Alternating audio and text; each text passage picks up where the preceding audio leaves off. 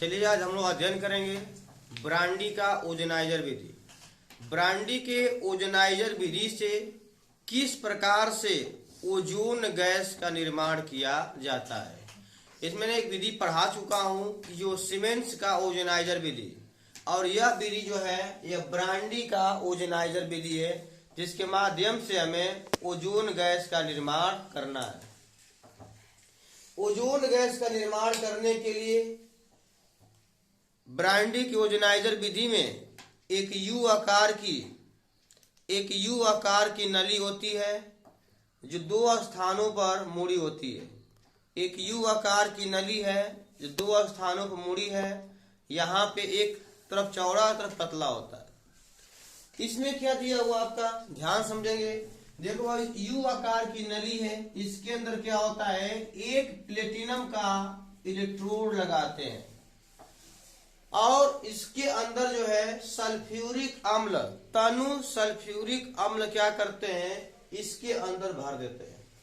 भर करके एक इलेक्ट्रोड का तार लगा देते हैं जो प्लेटिनम का तार होता है। ठीक है, इसको भरने के बाद इस पूरे उपकरण को पुनः जो है बाहर से सल्फ्यूरिक अम्ल भर देते हैं। H2SO4 बाहर से भरते हैं और अंदर दोनों भर देते हैं।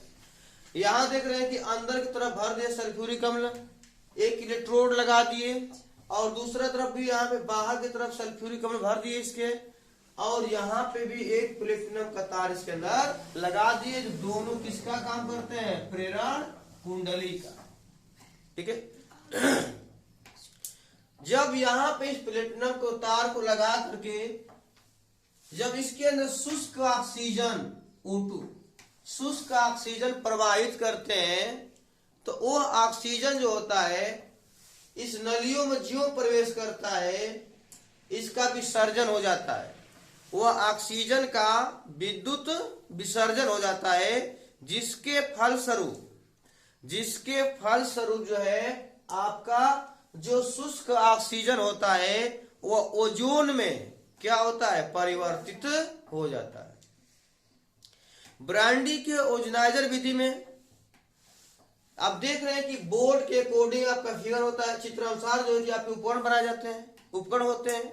इस उपकरण में जब इसके अंदर का पार्ट जो दिया हुआ है, जो यू आकार की नली होती है, इसमें आप सल्फ्यूरिक अम्ल इलेक्ट्रोड तार लगाने के बाद जब बाहर लगा करके इलेक्ट्रोड तार और सल्फ्यूरिक अम्ल भर देते हैं, और जो यहाँ पे शुष्क ऑक्सीजन प्रवाहित करते हैं, तो वह ऑक्सीजन का नीरव विद्युत विसर्जन के फलस्वरूप नीरव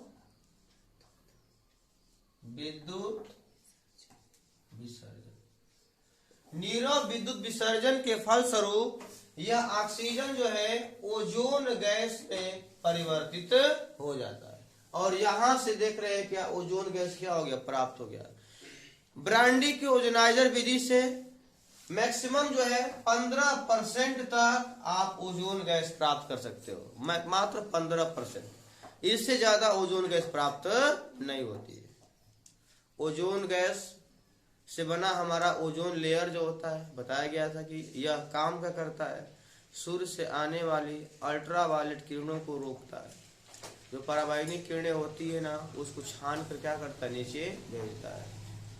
बाबू, ओजोन हमारे वायुमंडल में पृथ्वी के रक्षा के लिए, जीव जंतु पशुओं पेड़ पौधों की रक्षा के लिए ओजोन गैस या ओजोन परत का होना अति आवश्यक है।